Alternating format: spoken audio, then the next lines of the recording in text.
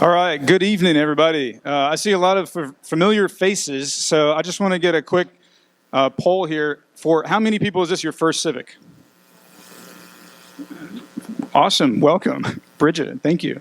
Awesome, well that's great. I mean, it speaks to the value of what has been created here. That so many of you all I've seen at many of the ones that I've been to. So hello and welcome. My name is Mark McKnight. I'm the board chair at the Chattanooga Design Studio. This is a bittersweet Civic because we're saying goodbye to our longtime director, Eric Myers. This is his 9th year with the studio, and he's on to other things, new adventures. So Eric, I wanted to call you out first and say thank you for everything you've done for the civic realm, for this organization. Thank you.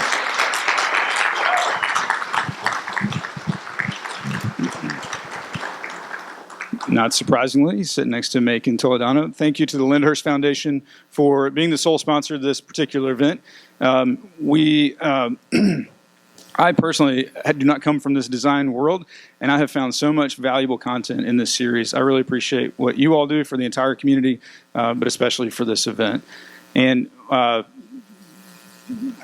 we get everybody? Yeah, thank you. Let's get a hand for Lyndhurst. I was looking for Rob. There he is. I don't want to neglect to mention that Civic is a speaker series that is in honor of Rob Taylor. And so it's meaningful to me that you're here as well. So thank you.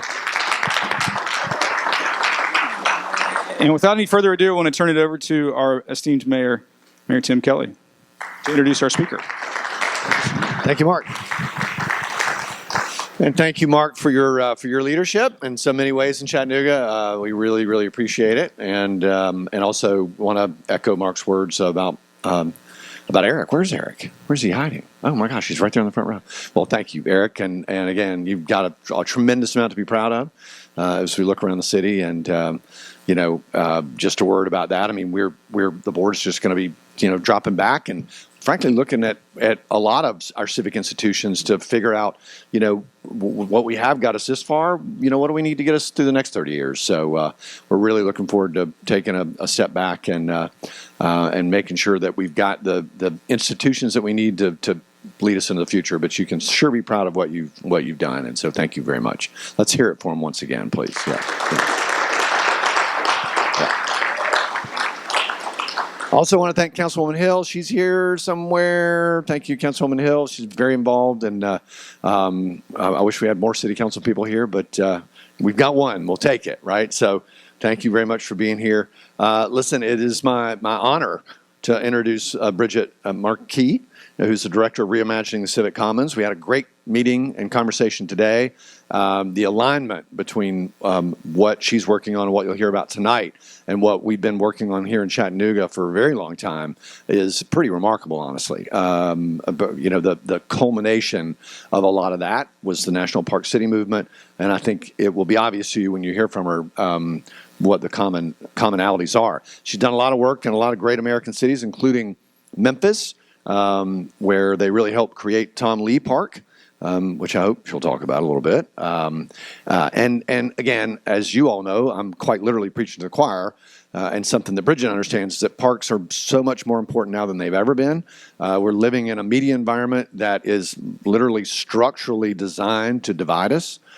And as mayors, I mean, one of the things that's become really obvious to me is we have a tiny handful of things that we know that can bring people together and re-knit our social fabric, and parks is chief most among them, and creating healthy parks in places. In fact, one way to talk about the National Park City movement is really, because the name itself, as we acknowledge openly, is very confusing, but it's about connecting the community to each other through nature, right? And that's what parks are all about.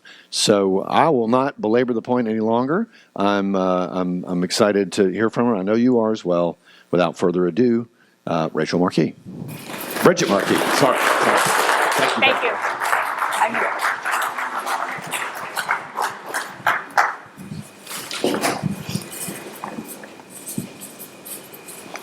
Well, it's wonderful to be here.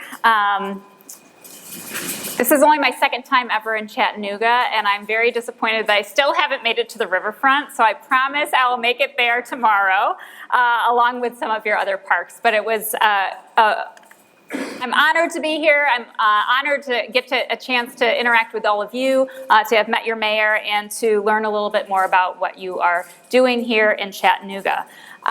So this evening I'm going to share some insights from nearly a decade of managing a national initiative called Reimagining the Civic Commons, and to introduce you to this sort of movement that we're championing through this initiative. So this philanthropic collaboration is supporting cross-silo teams on the ground in cities across the country, making strategic investments in collections of public spaces, or what I like to call civic infrastructure, to deliver more engaged, equitable, and resilient communities.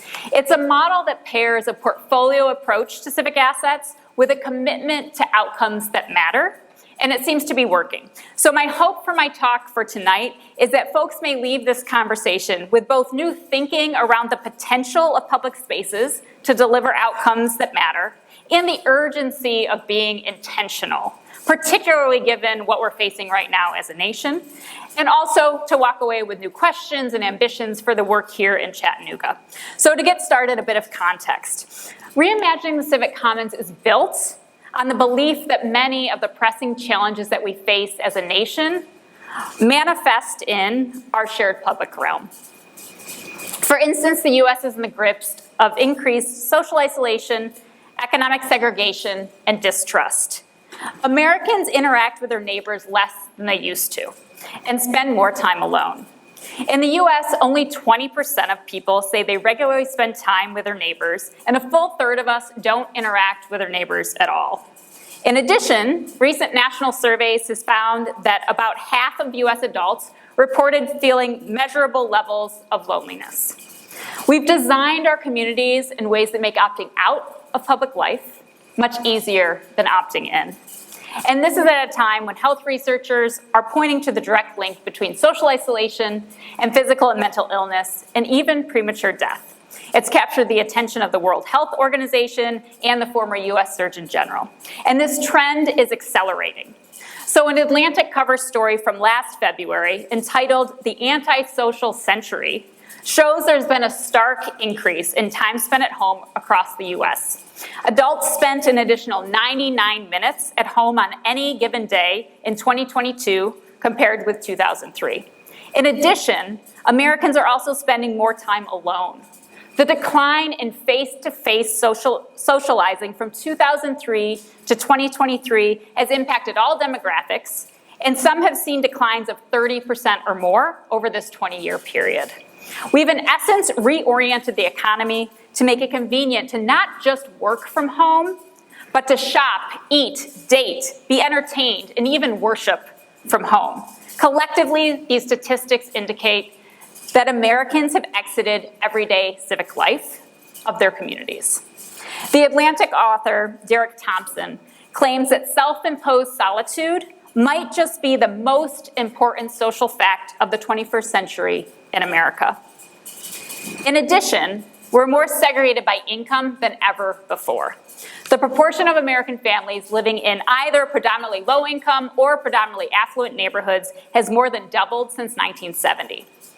So we've exited civic life and sorted ourselves, making it far less likely to encounter other people, let alone interact regularly with people who are different from ourselves. Meanwhile, trust in all institutions across the globe is in decline, and so is our trust in each other. A Pew survey found that 64% of US residents believe trust among fellow Americans is declining, and that this lack of trust makes it difficult to solve problems that require broad-based cooperation, the very skill set necessary for a functioning democracy. These trend lines of worsening isolation, segregation, and distrust make a healthy, multicultural democracy seem nearly impossible. However, I believe our shared public spaces have a role to play in addressing these trends head-on and fostering a healthy civic culture. So why do I believe this? First, it's in the very DNA of the notion of self-governance. Since ancient Greece, public spaces like the agora have been inseparably linked to the notion and basis of democracy. Second, these spaces are the most tangible of a common good. By definition, these places are free and open to all, and owned collectively by we, the people.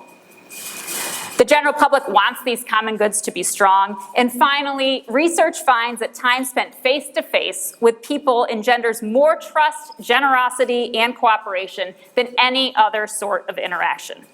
So, if we want a healthier civic culture and more trust, we need to get people back together in person. And that's going to happen locally, and our shared public spaces are critical to get right. But to get there, we need to disrupt the status quo. For as the private sector has made it more convenient to stay home, to avoid the friction of human interaction in real life, the public sector has generally overlooked and underinvested in public space. Now, I know Chattanooga is not doing this, right? You are all in on public space. But in general, across the country, our public parks, libraries, trails, neighborhood main streets, and community centers, the gathering places that could bring us together, have suffered from disinvestment and a lack of innovation. They've been seen as nice to have, but not essential. Federal programs focused on this collection of assets are few and far between, so they are primarily left to local government. And when budget cuts hit, as they are right now across the country, these assets are often the first on the chopping block. And I will point out that this lack of attention and investment is not a reflection of public sentiment. So parks, libraries, and open spaces are popular across the country, and Americans have consistently supported funding public spaces with their voices and their wallets through advocacy and local tax levies. But despite this public support, for the most part, this civic infrastructure is not being strategically considered by cities as a portfolio of assets, but generally seen as liabilities on their balance sheets. Costs, not solutions. It's being operated in silos, disconnected, without a shared common purpose, nor a sense of its collective potential. As a nation, we've allowed our civic commons to erode, and I firmly believe that erosion is partly to blame for our eroding democracy. So, what if reversing these damaging trends became the primary purpose and mission of our shared civic assets? What would a city look like that was putting every single one of its civic assets to work to connect people of all backgrounds, cultivate trust, and create more resilient communities? This is really the question at the heart of reimagining the civic commons. The Civic Commons is a collaboration of the JPB, Knight, Kresge, and William Penn Foundations alongside local partners working to demonstrate the multifaceted value of investing in our shared civic infrastructure. We launched nationally in 2016, and the initiative has now grown to 11 cities participating in a robust community of practice. With a focus on four main outcomes: civic engagement, socioeconomic mixing, environmental sustainability, and value creation, cross-sector teams in these cities are working to demonstrate that strategic investment in our civic assets is a smart approach to addressing the multiple crises we face. And I like to pause here just for a moment on this outcomes slide. The outcomes orientation of reimagining the civic commons is what defines this work. This is public space work in service to more engaged, more equitable, and more environmentally and economically resilient communities. So in short, we believe public space can be, in fact must be, a solution. And a growing body of research supports this.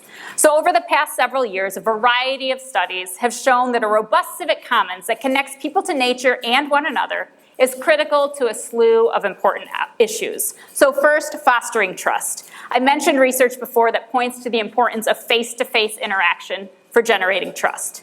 Additionally, studies have found that signs of neighborhood disorder, think rundown parks, graffiti, broken sidewalks, negatively impacts civic trust. And at the same time, well-maintained public spaces have the potential to boost trust, promote feelings of safety, and encourage community stewardship. So if we want a more trusting society, quality and maintenance of the public realm are critical to get right. Second, improving overall connection and well-being. Studies have shown that opportunities to encounter others in the built environment is correlated with people's overall well-being. For instance, research from AEI, the American Enterprise Institute, finds that in cities, suburbs, and small towns alike, Americans who live near parks, libraries, restaurants, theaters, and other community amenities are happier with their neighborhoods and more trusting of others. It demonstrates that proximity really matters. Furthermore, research also shows that the web of casual interactions that we have with others in public are as important to our well-being as relationships with family and close friends. These everyday, spontaneous encounters matter, and civic infrastructure is the platform for casual interactions to thrive. Many studies show the connection between public space and physical and mental health. The public realm also has a role to play in lowering crime rates. So there's research that's found that well-designed and well-maintained urban green spaces reduce instances of violent community-based crimes, specifically gun violence. And these spaces are also associated with a community's social and environmental resilience, particularly in the face of disasters. So Eric Kleinenberg has found that communities with strong social infrastructure, which he defines as the places and organizations that generate social capital, regardless of other factors, those communities are more resilient during events like heat waves. At the same time, Daniel Aldrich's work shows that communities with more social infrastructure saw fewer deaths in natural disasters, and that social infrastructure drives both economic recovery and population recovery following these events. So public spaces can both mitigate climate risks and help in recovery after major weather events. Brookings has shown that civic infrastructure is central to boosting local economies. Its studies of Rust Belt communities found that investments in quality of place and quality of life, including many aspects of civic infrastructure, outperform traditional economic development strategies like tax breaks and corporate incentives. In addition, civic infrastructure is one investment that can increase feelings of attachment among residents. So the Urban Institute found that access to quality of life amenities, specifically arts and cultural activities and recreational amenities, increases feelings of attachment to place among residents and a preference for staying. So in short, civic infrastructure is good for firms, right? It's a talent attraction and retention strategy. And when done with intention, civic infrastructure can also be an economic mobility strategy.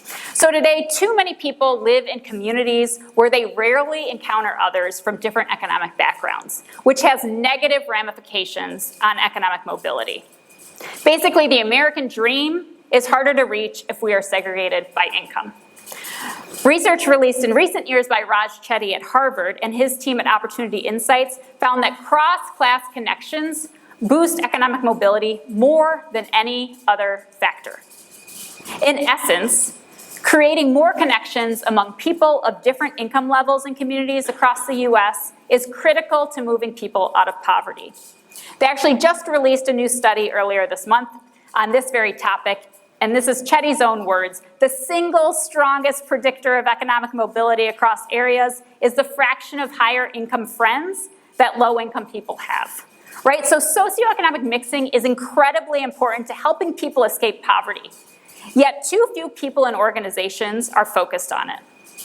Civic assets such as parks, libraries, trails, community centers, and other public spaces intentionally designed, managed, and programmed with this outcome in mind, like what is happening on the ground in Reimagining the Civic Commons communities, are a key lever for change. And they're a path for scaling cross-class connections at speed, right? It doesn't require people to move. It doesn't require people to change what school their kids go to. Public spaces can welcome these types of connections every day in every city. Civic infrastructure has the unique power to serve as literal common ground in our communities, and we've never needed it more. However, creating a true civic commons means reimagining not just the places, but how communities design, manage, and operate these shared assets. It's really about practice change. The model itself is fairly simple. You take a portfolio approach to civic assets, right? So you focus on a collection of public spaces as a system of civic infrastructure rather than just as individual sites. Adopt an outcomes orientation. We hold those 4 outcomes those 4 key outcomes for this work: civic engagement, socioeconomic mixing, environmental sustainability, and value creation. And commit to an ethos of collaboration, which means working across silos and organizations as a multidisciplinary team in ways that deliver a more seamless and robust public realm for communities. And there are increasing signs that this model is working. So in 2020, in studying the initial 4 years of work in Civic Commons communities, Urban Institute released a report. And what they found is that investing in civic assets with a portfolio approach and a focus on these 4 outcomes yields 3 key changes in practice. First, more collaborative leadership models. Second, more strategic operations. And third, more innovation at every level. And beyond the Urban Report, when we embarked on this initiative in 2016, we knew we needed a new narrative on why these civic assets mattered. Why these assets in particular are so important for communities. And to be compelling, we needed more than a theory of change. We needed evidence. But when we looked at standard performance metrics for assets like parks and libraries, we found people measuring operations. Almost every parks department across the country reports numbers of acres mowed. We don't even know which direction we should be going in on that one, right? For environmental purposes, you might say we want to decrease our mowing. Number of books in circulations, every single library, right? When it comes to telling a compelling story of impact, the field needs new data. Data that supports a narrative on why these places matter. Data that can speak to leaders with other priorities, both locally and nationally. We need to measure what matters. So back in 2016, we created a universal metric system that captures the social impact of public spaces. Our measurement framework is now being used to understand the impacts of work on the sites and in the neighborhoods that surround them. We captured baseline in the demonstration cities starting in 2017, and final metrics reports, which you'll see data from in just a moment, analyze change over a 5 to 7 year period. Along with these metrics, the initiative has also released qualitative research, such as this impact report, that starts to unpack the stories of mind shift and systems change that are happening on the ground in cities across the country. So I wanted to do just a quick tour of a few of our network cities to share how they've gone about reimagining the Civic Commons, and hopefully you'll see some connections to your work here in Chattanooga. So let's start with a city just across the state, Memphis. As many of you likely know, Memphis is a Black majority city that is starkly divided by race and income. Memphis is also a low density city, making residential segregation even more likely to hinder socioeconomic mixing. If people are already sorted by race and class, geographic sprawl makes it even less likely that they will encounter one another.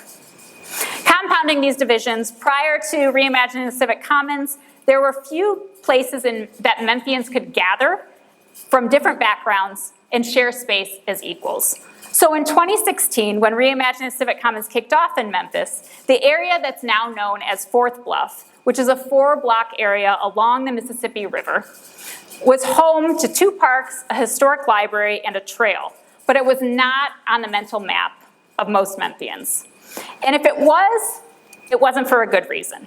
So one park was home to a Confederate monument, while another was formally named after a Confederate leader. And this is in a majority Black city in 2016, right? So these spaces were not just forlorn, though they were, and unwelcoming. They were really divisive. Since then, the Fourth Bluff has become a series of connected, vibrant, and dynamic civic spaces adjacent to downtown and the river. The local team working together not only had the monuments removed, but just as importantly, have thought about how to design, manage, program, and staff those spaces to intentionally welcome people of all races and backgrounds. They view this district as an epicenter for socioeconomic mixing for the city. When the Memphis team started its work, this barren park, formerly named after Jefferson Davis, only consisted of a vacant lawn, some benches that didn't face the river, and a couple of trees. But it was completely reimagined into River Garden. It was designed to bring people from diverse backgrounds downtown to share space and experiences. Since reopening in 2018 after a $1.6 million renovation, the 1-acre park on the banks of the river became a go-to place with amenities such as an all-ages treehouse and play structure, fire pits, a dining and dancing pavilion, swinging benches, hammocks, native meadow plantings, and fabulous harborside views. The swings face the river. Its design was intentional at clustering activities in one fairly small section of the park to really encourage bump-ups among diverse people who might be visiting for different reasons. Memphis River Parks Partnership, the manager of the space, also changed its staffing model. So they moved from single staff positions, such as maintenance or security, to this idea of river garden rangers, who are committed to both maintaining the space and providing an excellent experience for all visitors. They serve as ambassadors, actively welcoming everyone into the parks. And as a result, diverse public life has flourished in River Garden and the larger district. So for instance, weekly yoga classes hosted by the Downtown Memphis Commission attract hundreds to River Garden every Tuesday evening. A single recent yoga season drew more than 5,000 visitors from 37 different Memphis area zip codes to partake in this shared activity. And along with yoga, the transformation of River Garden came with new approaches to programming to encourage regular visitorship to the riverfront. So pilot programs have now become permanent there, like Sunset Skate, which is a monthly Thursday evening public roller skating series that encourages you to take in the beauty of the sun setting over the Mississippi River while skating alongside hundreds of your neighbors. And in the cooler months, Memphians can warm up right on the riverfront with Fire Pit Fridays. This shift to activity and actively inviting people into the space in the evening through lighting and programming has had a positive impact on perceptions of safety in the Fourth Bluff district. So 54% of park goers now say that they feel safe in the neighborhood at night, which is up 17 percentage points over the 5-year period that we studied. They also took a similar approach to another park in the district. So this is a formally named Confederate park with a statue of Jefferson Davis. And the day after the last Civil War cannon was removed, the final vestiges of its divisive past, the renamed Fourth Bluff Park hosted Le Dinner en Blanc, a pop-up dinner party organized by local leader Victoria Young that welcomed 1,000 people from across the city to joyfully celebrate taking back this space by breaking bread together. Construction on the redesign began soon thereafter, and now the park has walking paths and cafe table seating, perfect for an al fresco lunch. They planted more than 50 new trees so that people can escape the Memphis heat in this little oasis that's right in downtown. They curate public art for the space. For instance, the park hosted Hank Willis Thomas's All Power to All People sculpture, and they've paired this new design with a robust programming schedule, including swing dancing and Solon on the River concert series and festivals of all sorts. Fourth Bluff Park even became the official NBA Grizzlies watch party location. So when the team makes the playoffs, the park hosts a regular gathering which draws thousands of fans showing up to cheer on the team together. Meanwhile, the library branch in the district, called Cossett Library, a branch that Memphis's former director of public libraries called an albatross that should be shut down, was transformed and now hosts a wide array of amenities, including a cafe operated by a local chef, a podcasting studio, photo and video labs, plenty of soft seating, flexible performance spaces, and a prominent mural that celebrates local civil rights activists who led to Cossett's library's desegregation in 1960. Cossett also hosts innovators in residence who function as this kind of in-house creative programming team that's allowed the library to become this real hub of creative energy and a place to share expertise, opportunity, and connection. Like this fashion show, which they paired with a diverse range of fashion-oriented events and activities, including sewing classes, t-shirt printing workshops, AI-driven fashion design courses, you name it, and more. Memphis has successfully taken these spaces that were dismal and divisive and turned them into convivial gathering spaces. And the data proves this out. The Fourth Bluff District, which wasn't on the mental map of any Memphian really, has become a citywide destination. Now 78% of Memphians who visit live outside of the downtown neighborhood where it sits. The demographics show that it's become a gathering place of people from all different backgrounds and all different neighborhoods, and who together represent a true cross-section of Memphis. Along with gathering this diverse mix of people in the Fourth Bluff, the sites have seen increases in opportunities for impromptu interactions, with design, programming, and staffing all working together to encourage people to connect. And it's working. 2/3 of site visitors say that they've met someone new for the first time while in the Fourth Bluff. River Garden, Fourth Bluff Park, and Cossett Library gave Memphis the confidence and political will to invest in a high-quality public realm, even in this low-density city, and that it could bring diverse public life back to the city's core. And the work continues. So the collection of efforts have catalyzed the transformation of the entire western edge of downtown Memphis. They've since completed a $61 million redesign of Tom Lee Park, a 31-acre riverfront park that's inspired by and located right next to River Garden, which I showed you earlier. This intentionally recognized park, internationally recognized park, is dedicated to the heroic act of a black man who in 1925 saved 32 white people from the Mississippi River in an era when most of those people wouldn't even shake his hand. This is a descendant of Tom Lee, who was part of the blessing of the sculpture during the opening day of the park. Tom Lee Park is designed by Studio Gang and Scape, and it transformed a neglected space filled with turf grass, as you'll see here, into an accessible, nature-rich park with spaces to play, fitness areas, and community spaces, and it has been heralded as setting a national standard for inclusive riverfront spaces.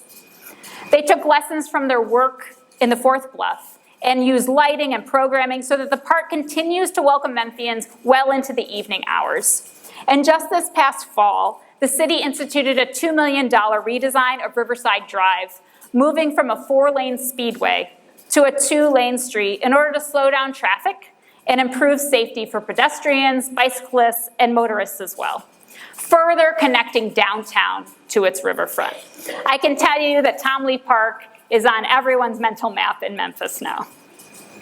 In addition to Tom Lee, the Memphis Art Museum, which is a $180 million project, is currently under construction and will open right next door to Cossett Library. And public space isn't an afterthought for this new cultural destination. The museum will include 10,000 square foot community courtyard, a 50,000 square foot rooftop art park, an outdoor amphitheater with a view of the Mississippi River, and an expansive pedestrian plaza that will actually be shared between the museum and the library next door. And downtown real estate is responding to this investment in the public realm. Typical home values in the downtown zip code increased by nearly $150,000 over the 2015 to 2022 period, which is about 68%. Neighborhood building conditions also improved over this time period, so people are reinvesting in this area of the city. And thousands of new apartments have come online or are in the works within blocks of the district.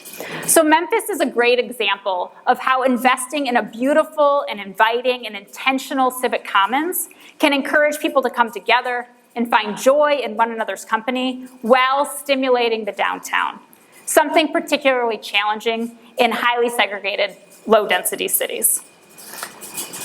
Next on our tour, I want to turn to Detroit.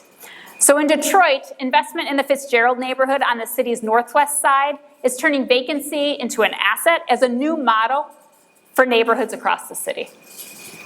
Since launching in 2016, Detroit's diverse cross-silo collaboration of residents, nonprofits, city agencies, and multi-sector investment partners has transformed vacant lots and underutilized assets in the Fitzgerald neighborhood into a vibrant and inviting network of public spaces.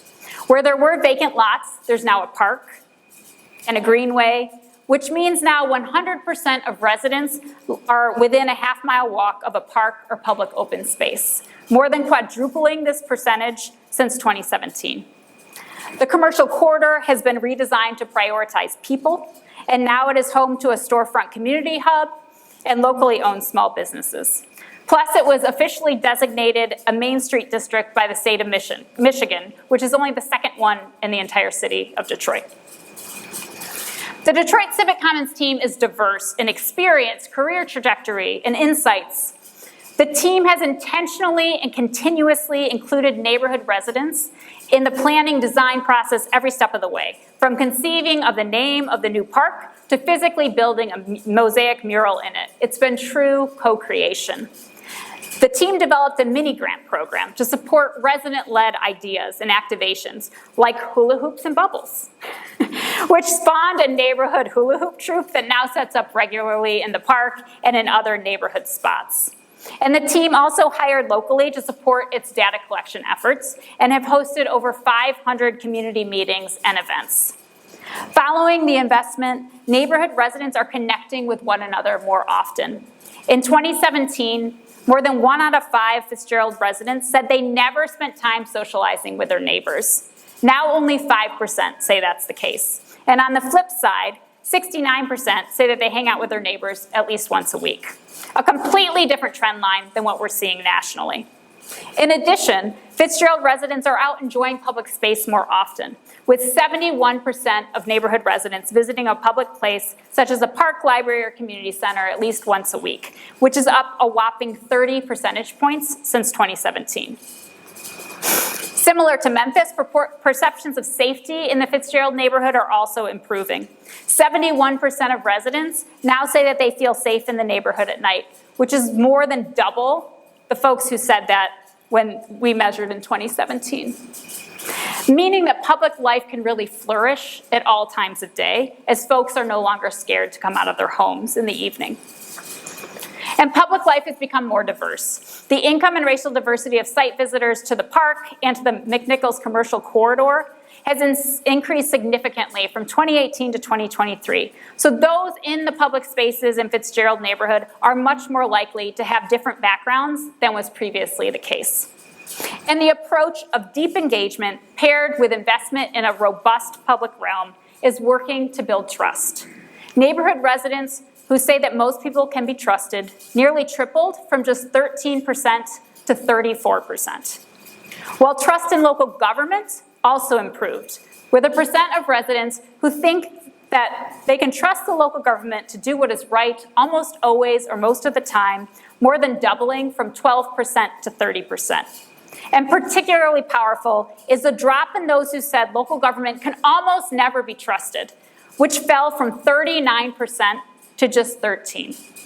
These stats are an impressive departure from the national headlines on the trajectory of trust, reconfirming the importance of investing in the public realm in neighborhoods in ways that actively engage residents in the work.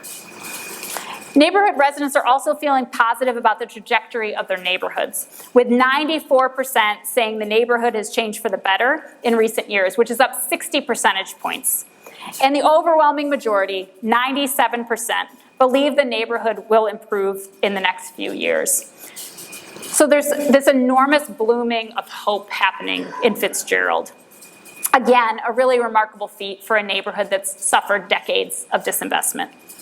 And because it often comes up in Q&A, I'm just going to mention that this significant investment in a high-quality public realm is not leading to displacement. Brookings Institution conducted research in the neighborhood and found that from 2000 to 2020, the Livernois 6 Mile neighborhood, which includes Fitzgerald, remained over 90% Black, retained 41% of legacy residents, and homeownership rates remained largely unchanged. They also have seen that from the onset of investment, vacancies declined as people moved in, but median income and rent did not spike. And at the same time, educational attainment gradually increased over the 20-year period. So overall, this indicates that the collaborative investment did not economically nor socially displace the residents of the neighborhood. It's a retention strategy. And now the Detroit Civic Commons approach is spreading. So the efforts in Fitzgerald have informed a citywide model for equitable neighborhood redevelopment via the Strategic Neighborhood Fund. This is a partnership between the City of Detroit, the local CDFI, which is called Invest Detroit, that braids public, private, and philanthropic dollars into investments in park and public space improvements, streetscape improvements, commercial corridor redevelopment, and affordable single-family home stabilization. It's an investment model that's now working in 10 neighborhoods across the city. And developers of color or local community development organizations lead over 70% of the developments that are happening within this fund. It's equity in action with the Civic Commons as a core strategy for investment. And for our last stop, let's look to Lexington, Kentucky. So since 2020, a cross-silo team of community leaders in Lexington has been participating in reimagining the Civic Commons. Lexington has been investing in the public realm with the goal of delivering ambitious social, economic, and environmental outcomes for its residents. And it all started with Town Branch Commons, which is a 2.5-mile linear park that runs through Lexington's urban core. And it connects downtown to a 20-mile region-wide network of bike and pedestrian trails. It has been central to their efforts. It's a well-designed and beautiful piece of civic infrastructure. Town Branch Commons is an award-winning and innovative public space project that serves multiple purposes. So first, it's a multimodal greenway with seamless connection to the larger regional trail system to facilitate walking and biking. Second, it provides improved stormwater management to alleviate neighborhood flooding and increased tree canopy to reduce urban heat island effect. And third, it advances equity by reconnecting a historically Black community on the east side to Main Street, as well as to multiple parks and public spaces throughout the greater downtown area. Alongside this greenway investment, the Lexington team focused on reimagining a series of existing civic assets and creating a new world-class park, all of which are adjacent to and connected by Town Branch Commons. So this includes Charles Young Park, which is a long-standing East End neighborhood landmark that is listed on the National Register of Historic Places, as it was only the second outdoor public recreational facility for African Americans in Lexington, Kentucky. But the aging playground, as you'll see here, was in need of replacement and symptomatic of citywide disinvestment in areas historically segregated by race and class. The play space transformation was funded by CDBG and ARPA dollars, and it put those funds to work as an opportunity to take a first step to addressing these inequities. The park quickly became the #1 visited park in downtown Lexington. It now has competition, which I'll share in just a moment, but it's now a place that regularly provides opportunities for socioeconomic mixing. And it also enhanced the economic opportunity for the neighborhood with the Met, which is a new mixed-use, mixed-income development that includes Black-owned businesses on the first floor that opened right across the street from the park. And following on the playground investment, the local team delivered Splash, which is a new water play amenity. And this investment followed a 2-year pilot project called Splash Jam. So the pilot was used to demonstrate the neighborhood's strong demand for safe, fun, and easily accessible water play, as well as areas for adults to stay and socialize. The team has also invested in Phoenix Park, which is right at the heart of downtown. It's actually right outside of their downtown library, and it's also right on the Town Branch Commons. But the park was never very welcoming to people, and all that has changed. Again, using ARPA funds, a robust community-wide design process was conducted, resulting in a park design that is more inclusive and incorporates the essence of downtown Lexington. The space reopened this past fall and now encourages intergenerational activities and connection to the adjacent downtown public library. It's become this active node of family-oriented fun right in the heart of the city. And finally, the team transformed a former sea of surface parking into Gatton Park on the Town Branch. This spectacular public space is a signature park for the city as both a green oasis in downtown and an active space that serves all kinds of users. It is an anchor to Town Branch Commons on the west side of downtown. Lexington has created this connected set of new and refreshed assets that reconnects the east end of the downtown commercial corridor and vice versa.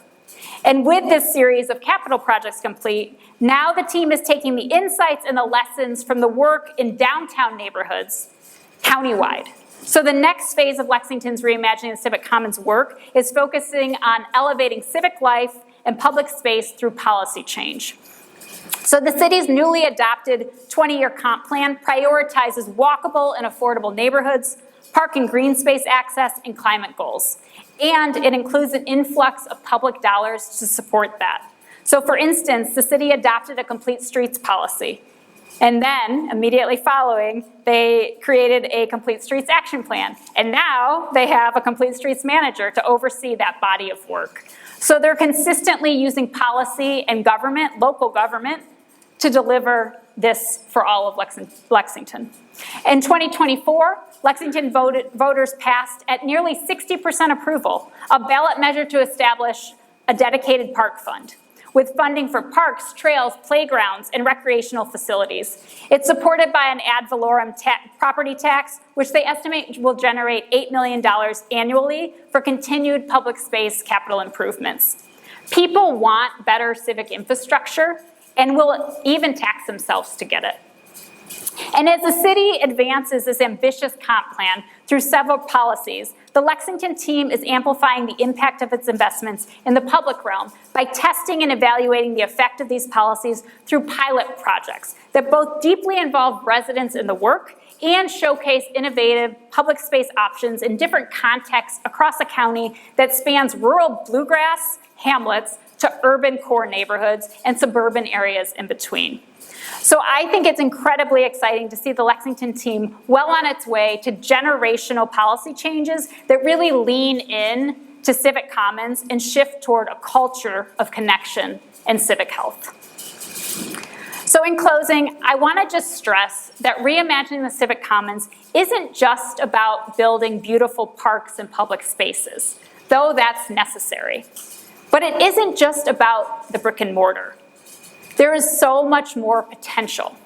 This is about reconsidering public spaces as part of the solution. It's about inspiring leaders in cities across the country who are committing to outcomes, changing practice, and ultimately building a movement to harness the true power of the commons. As stewards of the public realm, we have the opportunity, and I would say the obligation, to take on some of the most pressing challenges of our time. And I would say, given the state of our nation, it's incumbent upon each and every one of us to find ways to build social connection, particularly across diversity, to create a sense of belonging, and to counter the prevailing winds of isolation, division, fear, and distrust, to deliver the common good. And we can do this. We can only do this locally, as civic culture is the bedrock for democracy, and the civic commons is where that civic culture can thrive. So given where we are right now in this country, I can't think of anything more urgent, and I hope that Chattanooga agrees. Sorry, Lexington.